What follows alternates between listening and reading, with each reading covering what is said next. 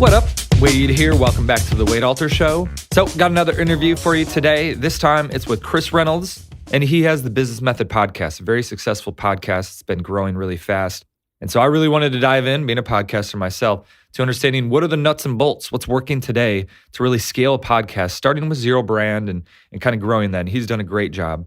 But also I love that he's coming from that sort of lifestyle first, the freedom first business model where he lived in Italy for a while, I lived in South America. I think now he's in Portugal. And so just really saying that, okay, 4-hour work week, I want to have that lifestyle. And how can I find a business that feeds into that? But also doing something that I love where he's really passionate about interviewing other entrepreneurs. So we get into that. But what was interesting, later on, we dovetailed into more of what I would say kind of a higher level meta view of online business, and the fact that you really have two aspects. You have traffic and conversion. And so I've really honed my business and kind of my expertise on the conversion side with sales copy and selling. And that came from a background as a dating coach where I had pretty much unlimited traffic and I just had to figure out how to convert that into money and things like that, right? And I just had to learn how to convert that into sales. But the traffic was different. And I remember when I started off with my real name from scratch, all of a sudden I was like, whoa, okay, starting over here. Whereas Chris, what we do, it's really interesting of diving into the mindset of somebody who is an expert on the traffic side. So if you'd like to learn how to get more traffic in your business, leading to more sales and living the life you want, sit back, relax, and as always, enjoy the interview. All right. Well, Chris, thanks for coming on the show. Hey, I'm glad to be here. Let's make an amazing podcast, Wade. There we go. So yeah, I was on your podcast to start and I had a lot of fun. Yeah. I thought it'd be great to have you kind of join in and have my fans and crew kind of hear your story and kind of hopefully learn some things along the way. Well, I hope they like me. Yeah. Well, I'm sure they will. Very fighting, engaged audience. So I guess kind of get it started. I know a little bit about kind of your background, but kind of tell me, just how you got into this. Like we were talking about before the call, a lot of my, audience is guys that are kind of have the side hustle or they love to do it full time. So I'd love to kind of hear your story of how you made it into a successful business. Well, I think it kind of launched me in this direction. So for the audience, I'm a location independent entrepreneur. I've been traveling the world and building business for the past 7 years. What launched me in this direction is that I had a business while I was in the network marketing business in Phoenix in 2007 and 2008 in the real estate industry. And when the recession hit, I went broke, like super, super broke. And I came across the book, The 4-Hour Workweek. And for a lot of us, that was a huge pivotal book that kind of changed the trajectory of our lives.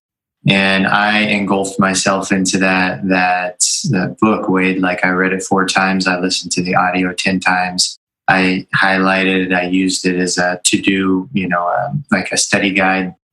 And then I started building websites, niche websites online. And I started creating some passive income online. And after a couple of years, I was like, I got to go. I've been wanting to, that's why I was doing the network marketing business anyway, to create some sort of income where I could travel and work, partially online. And so after a couple of years of that, I bought a one-way ticket to Costa Rica. And at the time I was with a girl and we lived in Costa Rica for a year, continued to build business and moved to Peru. Her and I split.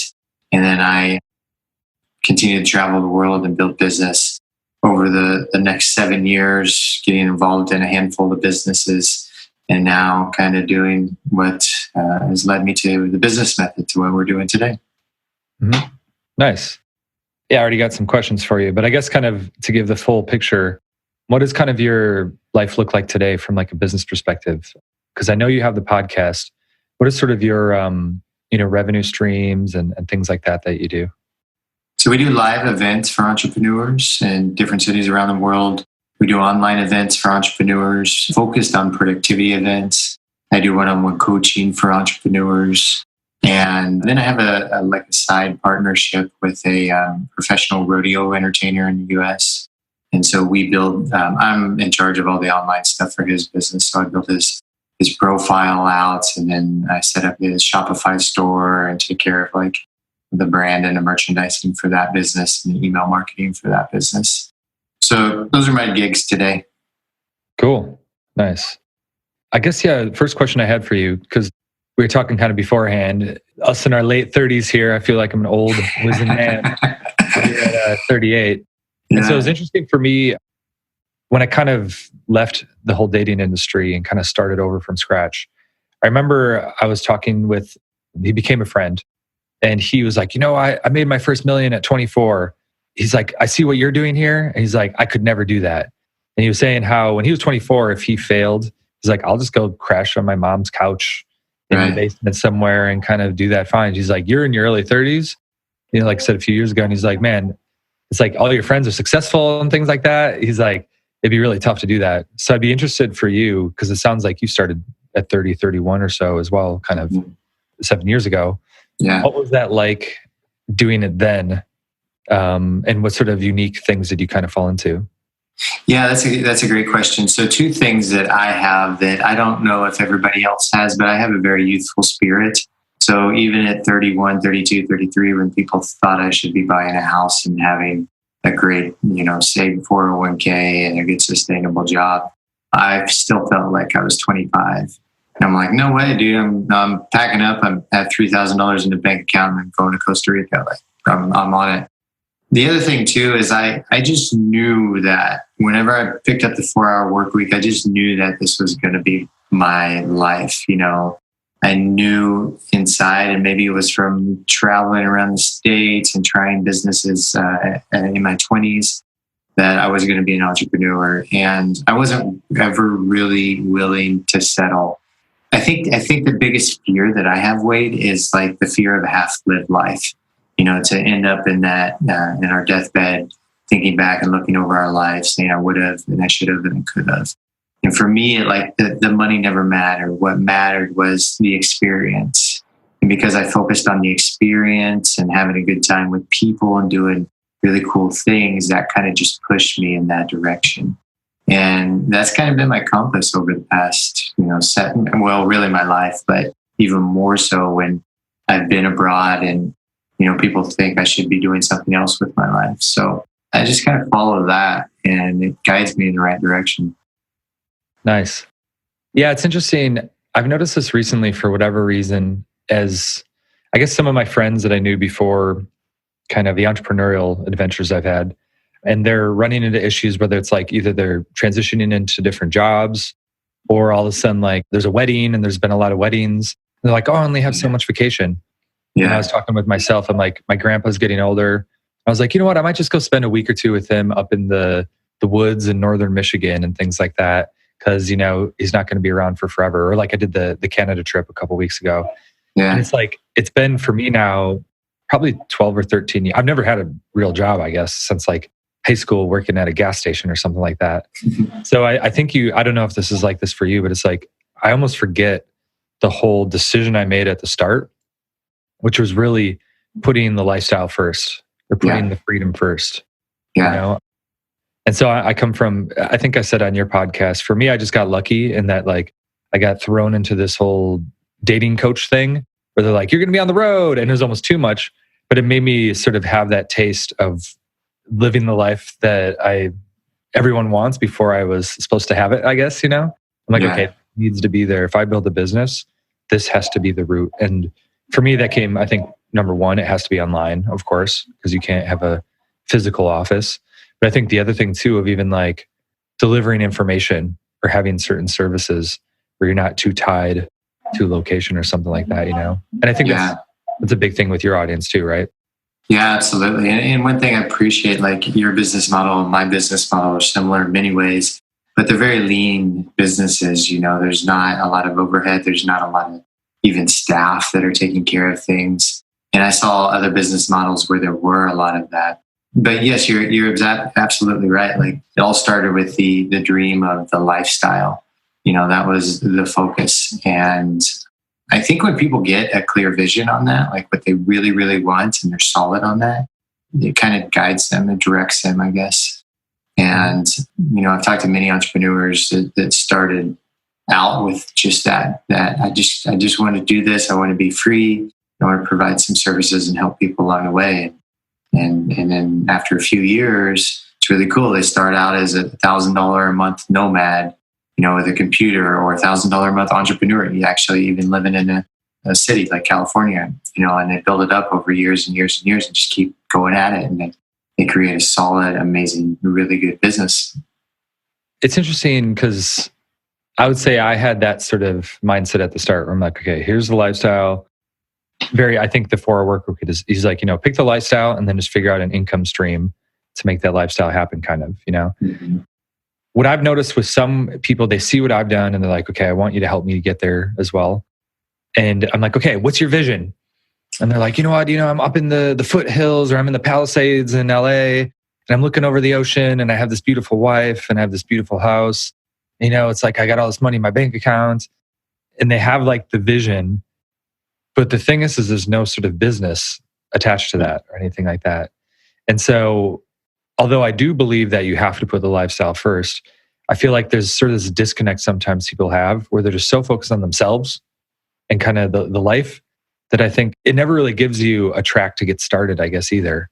Mm-hmm. So I'm sure you've kind of ran into that as well. What is your sort of, I guess, tips you could give to someone of like moving past, okay, here's what you want, now who are you going to serve, and things like that, Yeah, I think, the first thing was a big lesson that I learned going broke is that you've always got to, and wealthy people are very good at this, but manage your money. Always keep your eyes on your money so you can grow it. And whatever you fertilize, whatever you work on, whatever you put your time into, that's going to eventually grow. So you have to be really key on that. So the vision or this dream does not actually rob you of your happiness or your bank account right now, right? And I know a lot of run out of money, like living that lifestyle. Yeah, exactly, right? Yeah. And there's a lot of people that do that. And I know a lot of entrepreneurs too that are like, okay, focus on learning how to build a business first. Maybe that looks like working for somebody else or working for another entrepreneur. And that can even be online these days. Or maybe that looks like you just starting a business on the side while you have a job or while you have online contracting work. And just take the time that it's necessary to learn how to be a decent business person. So when you do jump into that you have some skills and you have some knowledge and you can be a bit safe and you're not risking either your financial security or however you want to address it, or being stranded in Bolivia with no money and calling home to get your parents to wire you money. So I think that's key and essential. And the other thing I would say is like, this is a long-term thing. Entrepreneurship is a long-term thing. Although we want to hack it as much as possible, the people that are finding the best hacks are still, in the end of the day, they're still long-term entrepreneurs that are growing something that takes a while to grow and to kind of blossom. And if you can keep that in mind and realize that it's more of a marathon than a sprint, that I think that it kind of keeps you out of like that comparison mode. Okay, Wade's at 7 figures and has this awesome lifestyle, and Chris is living all over the world. How come I'm not there yet? How come I don't have the Porsche in the Hollywood Hills? That comparison can really rob you of the experience going through and even the process of learning and growing as an entrepreneur. Yeah, I love that. I was going to add a couple things, but I think one big question I had for you for sure, it's interesting for me to think about what numbers you actually need to do certain things. I think I realized with my travel, and definitely if I didn't have a girlfriend in Chicago, I would have been like, okay, I'm moving to Poland immediately. I guess for you, kind of, when did you feel like you're like, okay, I'm like, I don't want to say financially free, like you're a multimillionaire or something like that, but you're like, man, I can live wherever I want. How long did that kind of process take, and what did that look like to kind of, I guess, inspire people? I think it came pretty early because when I was down in Costa Rica, I was making consistently, that was back in 2011, consistently around $3,000 to $4,000 a month. And in Costa Rica at that time, that was good money. And then I moved to Peru and then off to Europe and then continued to grow it over and over. And what I think I realized is if you have the mentality of just doing and using what is essential, like essentialism, then you realize we waste so much money and we really don't need a lot of money to have a good lifestyle. Of course, it gets much abundant and much more free when we're making 5 figures a month. You can do many more things, and as well as start investing money at the same time and reinvesting more money back into the business. But I think if we're in the right mindset, and I don't like the word minimalism, but essentialism, if we're in that essentialist mindset, our money, and we're watching our money and our expenses are being maintained, and we really don't need a ton. And I'm just speaking as while traveling to live a really good lifestyle.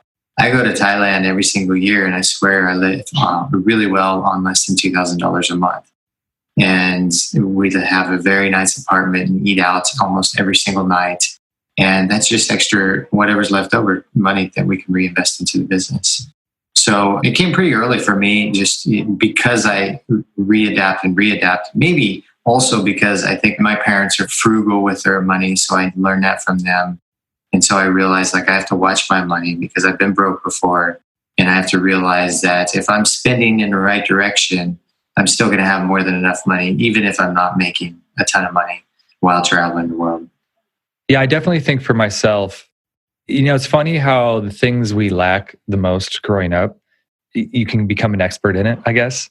And so for me, my background, my family, my dad had a bankruptcy, like personal bankruptcy.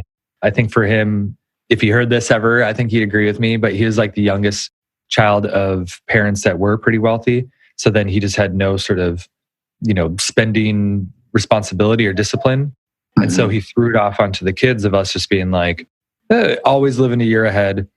I think for me going to college, I was planning to do medical school. So I'm like, what's another fish tank when I'm going to have $250,000 in debt anyways? Yeah.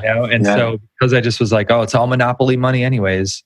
For me, it was a constant, it wasn't like all of a sudden it switched and it flipped. And I started creating a budget. But then it was like, I'd be like, oh, I spent $400 in restaurants this month. Oh, next month it's $500. I guess the budget's $500. It's like, well, then it's not a budget if you're just changing it based on your spending habits, But I really believe if I look back now, the fact that I have really granular detail related to business expenses, personal expenses, being able to track it over years and seeing, okay, how have things evolved, making sort of, fun purchases, but doing it very sort of proactively and strategically. That's the thing that for me really allowed me kind of mentally, I think, to bring more money. Again, it's a sort of cosmic law of attraction, you could call it. I believe for me, it's like self-sabotage in the subconscious. I'm really saying like, oh, your subconscious truly believes you can handle more now. So as boring as it is, I completely agree with you that I think if I tracked anything over the last 5 years, the more disciplined I got with my finances, personal and business, there's just a direct correlation with more success. So it's absolutely that too. Yeah, and I don't think it's boring. When that bank account is growing, that's not boring at all. And when you're dumping it some more into investments, and you're like, oh, I've got X amount from marketing, and I could dump more money into Facebook ads. That excites me. That's not. That's true. Yeah, it's like, it's tough coming from kind of I know you have like the productivity and self-help background too. It's like for me, I guess with the dating and just everything, the hardest time to kind of shine the light on something is when you suck at it. And so I think when it comes to, if your finances weren't good, like the way out, people just try to push it away and go, oh, I don't want to think about that, or I don't want to deal with that. I'll just make more. And then, that's what's going to happen, and I think, and then you're over investing, and whether that's advertising or employees and things like that. But it is sort of like the short-term pain of going, okay, let's really pay attention to how much this employee is costing you, and the sort of awkwardness of you having to probably fire them that you don't want to deal with, so you don't measure something like that. But then same way, like that Excel sheet that I had used to kind of stress me out all the time. Since I'd only look at it once a month. Now I'm looking at it like multiple times a day, and I'm like, oh, this kind of changed. Like, hey, this is pretty cool. Look at this thing over here. It's got like, now I got graphs and shit. Like, I love that thing. So I've talked a little bit before about how important I think it is to track all that stuff, Yeah, completely agree. Nice. So a couple of things I'd love to get into that I just want to pick your brain on. Where does the podcast fit in, like from the free content strategy into sort of your overall business? So I use the podcast for obviously a marketing funnel for sure. That brings in people that can come to the events and that want to come coaching and get signed up on the newsletter. I also use the podcast because the past 3 months I've been podcasting Monday through Friday every single day, publishing 5 episodes a wow. week. And this is what I think a lot of podcasters miss. There's golden nuggets in building your list of people that just come on your episode. And because really, I had Yaro Starik. I don't know if you're familiar with him, but I had him on the show a while back. And he said he started the very first entrepreneurial podcast ever in 2005. And he said the best networking hack that he has ever had was a podcast. And I agree, because you get an hour of this person's time. On our show, I was shocked. We got the former CEO of Yahoo on the show. And this is like very early days of the podcast. We've got, the founder of the Squatty Potty. You were on the show. Really, people you don't even know, you can just chat on Facebook, briefly, or get an intro from a friend. And all of a sudden you're speaking to this amazing entrepreneur and picking their brains for an hour. And the biggest compliment many times you can give a person is asking them about themselves, because it really warms them up to you. And over an hour conversation, you really bond. So then within that, I create a list with my podcast, and I do drips. So I drip people just to check in with people that have come on the show every now and then to see how they're doing. I also follow up quite a bit to make sure to see how they like the podcast, if they like the format and the style. If they have a podcast themselves, give them an iTunes review, and hopefully they'll reciprocate. But later down the road, like if you're doing events, or if you're doing coaching, or if they have friends or people in their networks, that creates a very warm relationship where you can exchange business with those folks. So I've actually had companies come to me and ask, can you help promote for our event, Chris, because you have such a great list of podcast guests? I'm like, yeah, absolutely. I can and they're asking for speakers or attendees or whatever. And just based on whatever event it is, I can name off like 5 or 6 people that may be a good person to speak at their event. And then, in exchange, we usually do a value exchange where either I get to go to the events for free, or, we work out some deal. So the golden nuggets that, and maybe like some more experienced podcasters can share, and I've never actually talked too publicly about this, just kind of privately. So this is the first kind of public chat, but the golden nuggets, people think about the audience. There's a huge network gold mine, I think, within just the people that come on your show. And I plan on podcasting as much as possible and getting as many amazing entrepreneurs as possible, and continue to do events for entrepreneurs, because a lot of times they become friends, which is awesome, because then we hang out in different cities. If I dropped into Chicago, I'd send you a chat, say, hey, let's go have a lunch. And vice versa, if you were in Lisbon, same thing. But also then over the time period, we exchange business, and that's incredibly valuable. And so that's one of the methods that I'm really focusing on now. I'm working to hack the iTunes ranking system also, to get up ranked and get more subscribes and listens as best as possible.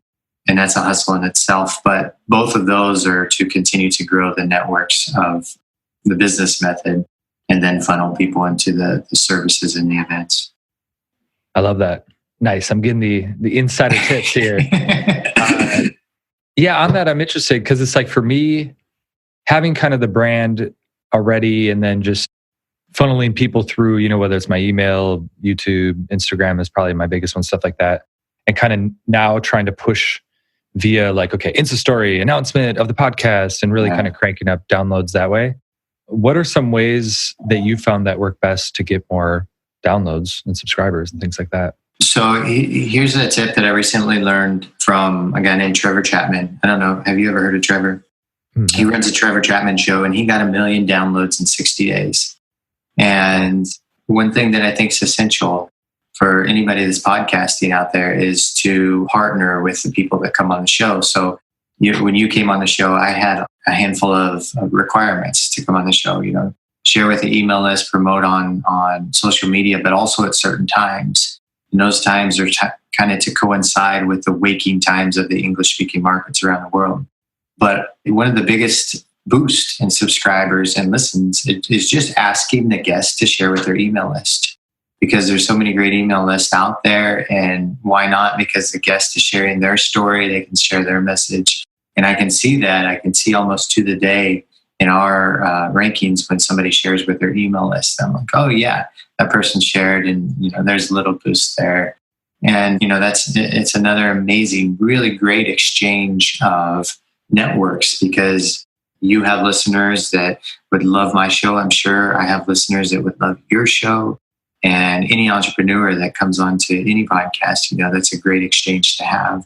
One of the things I see in the podcasting world, and it's kind of disheartening, because there's a lot of people that just kind of want to do one night stands with podcasters, like come on their show and just leave and go off. And I think for both people, the guest and the host, they're missing out on a really good opportunity to say, hey, let's just take a little bit of time and plan out just a short-term mini strategy to share with both of our networks, and that can increase business and for both sides, and also the share the networks for both sides for the listeners. They can be really pleased with that. So I forgot what the original question was. Did I answer? I think that was great. No, that was great. Okay, cool. I think, well, they always say in online business, it's like you have traffic and then conversion. So that, I guess, leads to the other side of the question. Is the goal that I have is I appreciate that you're doing it 5 times a week. I'm like, man, I'm trying to get to twice a week. And I'm just like happy that I've even gotten it to once a week, because I had took 6 months off at one point. I think I'm still trying to get back to my download levels versus you take a break and stuff like that, right? Yeah. So I guess I'd be wondering what my strategy is once a week it'd be solo, and then once a week would be interviews. And the reason I want to move towards that is to maintain me as still like, hey, this is the Wade Alter Show. I'm the authority. So let me kind of explain my sort of unique methodologies and content, as well as then separately have great interviews to do some of the things you're talking about, take advantage of their lists to network effectively. So I'm wondering kind of on your end, when it comes to funneling people in from the podcast, then to products and coaching and things like that, do you do that through, I love how you have the very well produced intros and intersections and stuff. Do you sometimes put in product promotions that way, almost like an ad style, or is that okay? So that's in the intro and close. I used to do actually commercials in the middle sometimes, but I don't do those anymore. And so I was doing 5 times a week, and I have for the past 3 months. I just backed off to 3 times a week because it was just it got a little busy for me. But again, it was to kind of just get a big push and get some numbers up, and then now I'm kind of making it a little bit more sustainable. But 5 times a week's a lot of work. It's a hustle for sure. Yeah. 3 times a week's a lot of work too. I'm sure. Yeah. I'd love to get into kind of your system here. I guess we're getting granular. What sort of people do you have in place? Like an editor, marketing person? Or are you doing most of it? Or I'm doing most all of it. So, and I've got it batched down to so we have roughly an hour an episode. And then what I do right after the episode is I write the intro and record the intro. And then any editing time I won't let it take me more than an hour. So the editing and getting it up and published. So it's about an hour for the episode and then an hour for the rest of the back end stuff. And then it's up and it's ready to go. Cool. Yeah. Dude, yeah. And I looked into, I still need to do this. It's just, I'm kind of hardworking, lazy guy. So I know that I need to get an editor and start outsourcing and doing some more of this stuff. But I'm lazy to do it because I know there's going to be a bit of a learning and a training curve, but I know it's going to pay off in the long run. But I'm also let's just hustle and get it done, really at the same time. So I'm procrastinating on that. But yeah, so I was looking at the prices when I first started podcasting, because back in early 2017, I did 100 podcasts in 100 days, 100 episodes in 100 days. Wow. And I looked at the price tag to edit 100 episodes. And I was like, let me master the batching of this first. And so I just kind of continue that. That is true. Yeah. If you're posting that frequently, that adds up pretty fast. Because it's it's around $600 just for 4 episodes, in a month. And so, really? Yeah, roughly that. I think that's about the average price. I might have an editor for you if you want. Yeah. No good. Probably going to be listening to this, being like, "Yes, what's his email?" As he's going through it. And then, so with the kind of finish up that sort of process, because I've definitely had a couple clients who are like, okay, I do believe probably the most challenging platform is YouTube, where it's just, really, that's where I initially started. So I kind of was like, let's go back there. And starting over from scratch is just like, man, it's so hard or expensive if you try to do it through paid traffic to get subscribers. I think Instagram's pretty easy, but I feel podcasts, just because you have this, like everyone's got their own. The only thing that kind of sucks is you don't actually know, right? Because you're like, how many subscribers do I actually have? You can kind of guess. So that's a little bit, I wish they had better metrics. So hopefully someday that'll change. But I have a lot of guys that will come to me and they're like, okay, I want to become a coach of some sort. And they're like, okay, I got to build my brand, and podcasting is one of the ways I think to do it. But that also too, it leads to, when you go for the conversion, it's a little soft, right? Because there's no link they can click or anything like that. I could tell some of my strategies too, but I'd be interested for yours of going back to kind of the conversion. Is it usually, because I saw you have like the productivity, the training, or some sort of lead magnet, something like that. Is that the main thing you're usually pushing? Or Yeah. Well, on the podcast, if I'm doing, like, we're doing an event in October, and so I'll change the intro and close depending on what event's going on or what we're pushing at the moment. And so, it just kind of depends on the time of year and whatever I want to push at that moment. But again, like this, actually, I'll go back to this. I don't think the conversions for podcasts are great until you build up an incredible, real solid amount of snowball momentum. I think this is why I think the conversations and the list that you build with the guests that come on your podcast, because I convert the guests actually more than I convert, well, not more, but I convert the guests as often and have equally amount of people that use the services from people that come on the show as to what's converting through the podcast. So it's not like amazing numbers that are coming through the podcast that are listeners and subscribers. So we'll see the email list grow, bit by bit. And I'll see, if I have an event, Wade, I would say, part of them are warm network, but I would say very few of them are people that just listen to the podcast. And a majority of them are actually people that have come on the podcast or know me from, traveling and networking and that sort of thing. So that's why I go back to like the gold mine of that. A lot of podcasters, it's one thing if you're podcasting every day, and another thing too. But I think that's it's a really, and I don't want to make it sound like it's a gold mine of like I just get guests because I want them to turn to clients, but I get a lot of guests because actually I want to really build my network and learn what these entrepreneurs know. Because it's podcasting also as a host is one of the best schools for business.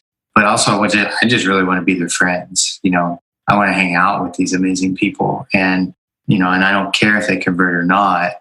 I just want to get their stories and help share. But what I've seen just by having that mentality and that system set up is that the guests are converting and becoming clients and people, attendees of the events, which is really cool to see. So that's kind of what. Yeah, it's cool. That's interesting. That might shift my focus for my list of upcoming guests. And then you're like, when you're on the podcast, I would ask different questions for sure and be like, oh, well, what is your, it's interesting to think about that. I'll also think about that. That'll be fun. Yeah. Play with that a little bit. I like that. But I think it's worth mentioning too, Wade, that my focus is, I'm the heart and soul of the business, I think, but also in the brand. For me, the podcast is kind of the heart and soul of it. So if you think of business models, like if you want to be a personal coach and just have a podcast to grow a little bit of authority or some authority over time, that's a great idea. If you don't want to put that as much time and energy into it. So you think of podcasts like who have gotten their clients strictly from the podcast, like Entrepreneur on Fire or Smart Passive Income.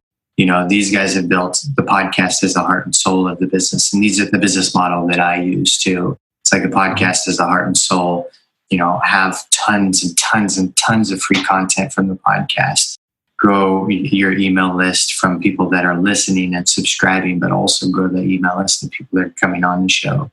Because if you think of John Lee Dumas, for example, he could throw an event in, LA and, just with his guest list, tons of people would show up and he'd probably make a few $100,000 from that event pretty easily, right?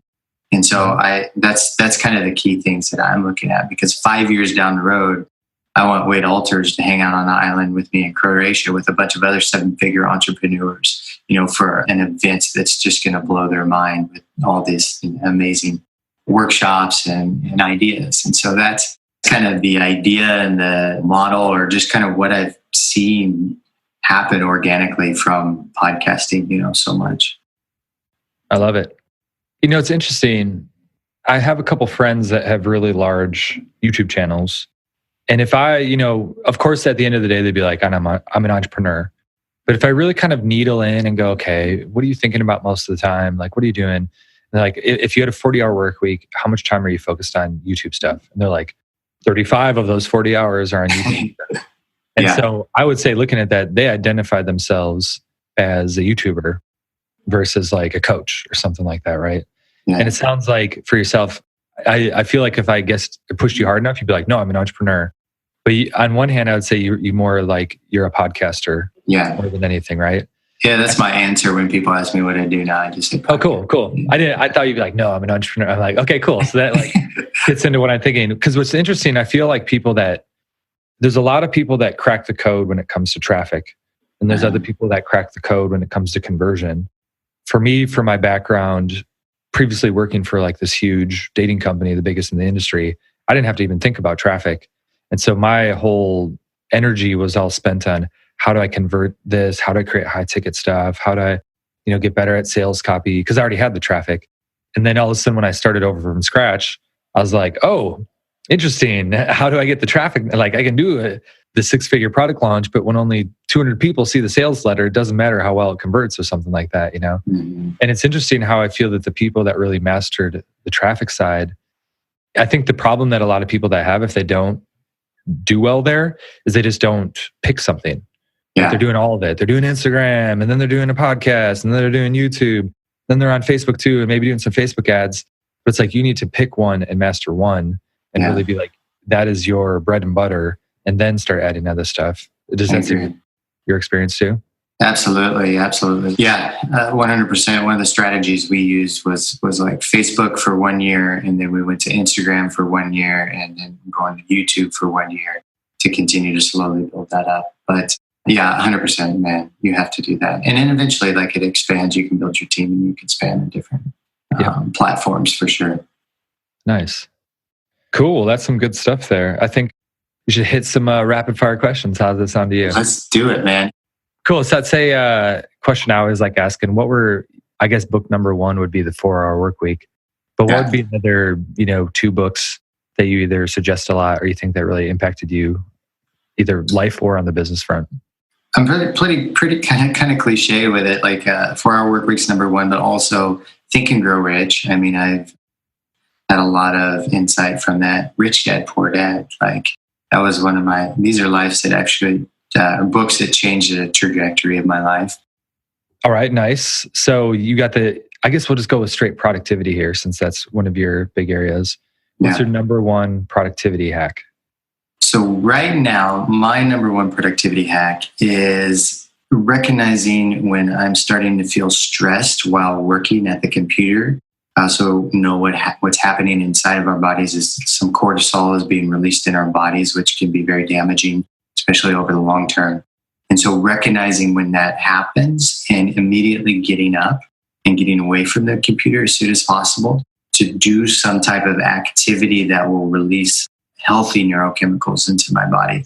So maybe it's a bit of exercise or some meditation. We just took a walk outside in the city to get some sun. Maybe it's just getting some fresh air, sitting by the window and getting some fresh air. So that's right now my number 1 hack to change what I want to do. What I'm doing actually is changing my neural pathways in my mind. So when that happens, instead of thinking push through, let's finish whatever you're doing, even though you're stressed, changing the thoughts in my mind to saying, okay, you have to get up now so you can take a bit of time away so you can feel better now and then be even more productive later. I love that. What kind of initiated that? Just study and research. I do some workshops where I talk about, the neurochemicals in our body and how they're affecting us. And so by learning more about that stuff and teaching that stuff, I became even more aware of like what's happening in my body. And then it stops like the stress, it doesn't overload into the stress with conversations and stress onto my personal relationship with my girlfriend or my parents or other areas of my life or my health. I got a lot of times, like I'm a workaholic, like Missouri kid that grew up with a farm background and family, and they work from 5 a.m. till sundown, and so that's what I was applying in my business world. But I was working so much that it was getting sick, actually, like on a monthly basis. But my thought, my programming was, let's just keep working, building, working. And I couldn't figure it out until I realized, okay, I started to do some more studies. This is what's happening internally with me. And I need to get away from the computer when I'm stressed out so I can change that programming, but also release some healthy things into my body and do healthy activities. Yeah, definitely. I think that's something every entrepreneur has to kind of, I don't want to say come to terms with, but just figure out when it comes down to managing the stress. Because it's not that like, I feel in a lot of ways, I guess what Tony Robbins would say, the intestinal fortitude, where it's not so much removing risk and things like that. It's just getting more comfortable with it. Yeah. And not only just coping, but learning how to thrive with it and everything, Yeah. And definitely for me, I've told stories a bunch of times. For me, really coming to terms with this stuff was actually just, I was so stressed out. I was like a fish in water to where I wasn't even realizing as stressed out as I was. And it's something that was interesting. So one of my mentors said to me, is like, okay, because he was like, what's more important, your health or your business or finances? And it had gotten so bad, I'm like, I need to put my health first. And so when all of a sudden I'm there at the laptop, if all of a sudden when you feel that pain or you feel like you're stressed out or kind of defrag and your brain's all just like, well, like if you push through because you're like, oh no, I've just got so much momentum. I just got to finish this last little paragraph. Like that decision shows you what your true priorities are. And it's like not health then, And I definitely noticed that there's momentum to it. So if you're building that stress up, if you take that break, the faster you take the breaks, it winds down. Whereas if you go for 4 hours, like you could, but then it takes an hour to wind down or 2 hours to wind down. So you might as well just take those quicker little like Pomodoro sort of breaks and stuff like that, Or even not winding down and then going to sleep when you're stressed out like that. Like that's not good at all.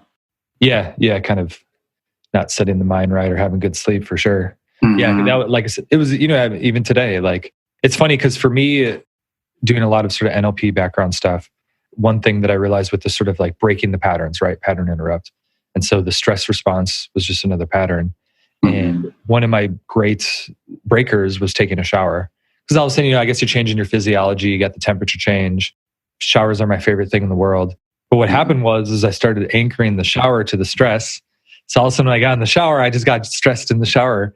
And I even noticed today, and I'm like, whoa, hold on, take a deep breath, and kind of slow down and kind of not letting yourself get in that sort of, not even like stress. It's just excitement for me at this point, Okay. But it's like, you forget to breathe, taking deep breaths. Yeah. And really, I think it is important. People pride themselves on like, oh, I can work for 16 hours a day, stuff like that. I'm like, maybe when you're 25, when you're 35 or getting close to 40 there, it's like, you got to do what's sustainable. So yeah, absolutely. One other thing that's been a really good hack recently, Wade, is holding my breath, actually. So if I notice I'm stressed out, I'll step away from the computer, maybe even lie down on the couch or the bed, and I'll just kind of I do some Wim Hof breath work, and I've kind of minimized it to do it in a couple of minutes where I'll just exhale all the air in my lungs and hold it as long as possible, then inhale as much as possible and hold it for like 2 minutes. And then afterwards, I feel this, rush. I get a little lightheaded, but also feel the blood rush, but I can also feel the stress just kind of just wash out almost. And I feel, some neurochemicals come in and feel a little bit happy. And that's amazing. Like a 2 minute just hack, it's good. Cool. Yeah, I've heard, I still haven't really checked out his stuff much. I mean, I've heard about him dozens of times. I'm just like, do I really need to learn about like breathing shit?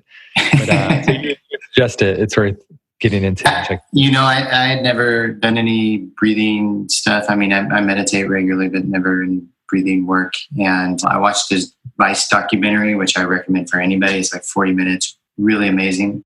And I actually had 2 friends that had gone to some of his conferences, and both of them were just like, you have to do, you have to try, and you have to check it out. And then I tried my first ice bath, which was awesome, really cool. And just for like building confidence, taking an ice bath, makes you feel superhuman anyway.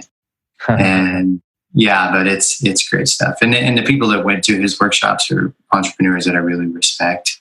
And they said, check it out. It's great stuff. So I started practicing it within the past year. I'll have to check that out because 40 minutes, I can commit to that. It's a good start. Yeah. I mean, I do the cold shower. I'm just lucky that my place here, it's got the two different things. So you just turn off the hot first anyways. And it's like, always I'm like, oh yeah, just keep the cold going.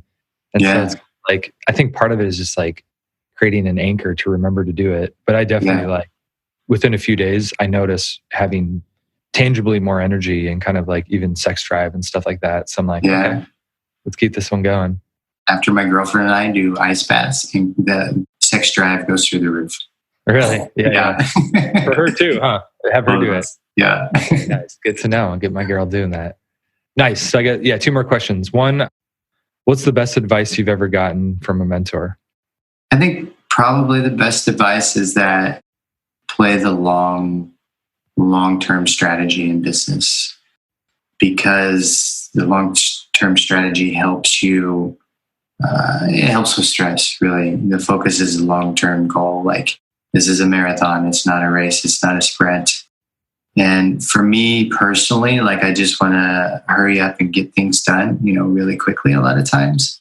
And I'm like, I want to make $1 million by next Tuesday. And if you can switch, for me, what works is when I switch the idea off, like, this is a long-term strategy. This is my regular job as an entrepreneur, working X amount of hours per day for a long term. I'm going to continue to do this.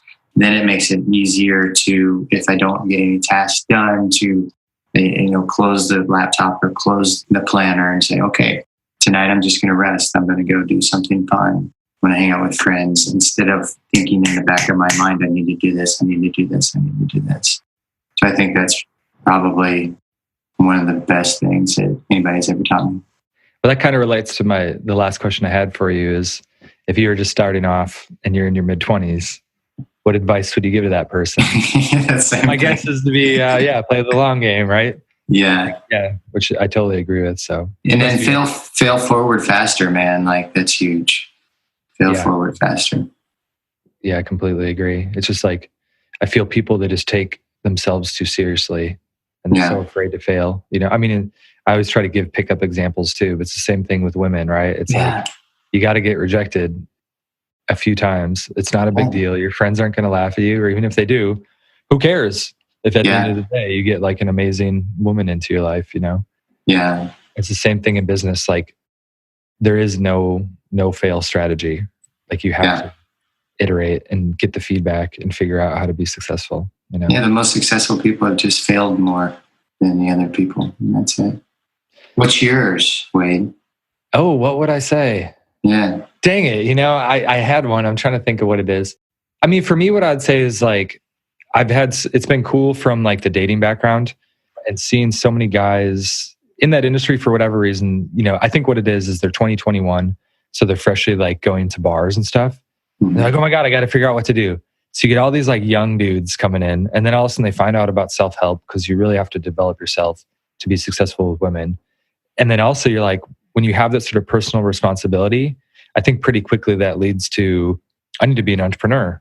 Like, I think those kind of go hand in hand with that sort of freedom that goes with that. And so all of a sudden I have a lot of guys, even today, where they're like, if they're young, I mean, not really, like, I don't really talk to a lot of guys that are too young because they just can't afford to work with me, I guess. But it's like, people, when they're like, hey, what would you do if you were my age? I'm like, your 20s is for making as many mistakes as possible. It's for failing. It's for fucking up. It's for tasting all the flavors of the rainbow, traveling, pissing a couple people off, having some breakups, losing some money here and there. And because the only way you can figure out what you want, like, the only way to think for yourself is you have to use trial and error. Yeah. And so I think that's what they're so afraid to fail. And they're so like, it's so tough almost with the internet these days, is like every answer is kind of online, but it's like every answer is very nuanced and it's for a very specific person at a very specific time in their life. And you might say you want the 4-hour work week, But what does that even mean to you versus someone else? And the only way you can figure that stuff out is failing and making mistakes. And like, so I say the only way that you can fail is living in the gray zone. Like the only way you can really fail is just dipping your toes in. Kind of like we're talking about like traffic. It's like, oh, I'm dipping my toes in everything versus going, and then they don't start because they're like, I don't know if podcasting is the answer. Because what if it's not? And I fully commit to it for like a year and it just totally falls. And I'm like, then versus just thinking about it longer, and then you're just sitting on the sidelines, brainstorming and, being a visionary and things like that, right? Yeah. Great advice. Answer. But it's like, don't stick in the gray zone, I guess is where I got to with that, Throwing me on the spot here. Yeah. Love it. As a podcaster, I got to turn it around and put you back on. Yeah, exactly. I guess kind of final thing, where can people find out more about your stuff? Yeah, on thebusinessmethod.com. That's the best place. Go check out. We have an event coming up in October. We do productivity events. But if you want to follow me on Instagram, Chris Reynolds Live. And that's it. Awesome, man. Well, thanks for coming on the show. Yeah, thanks for having me. It's been an honor.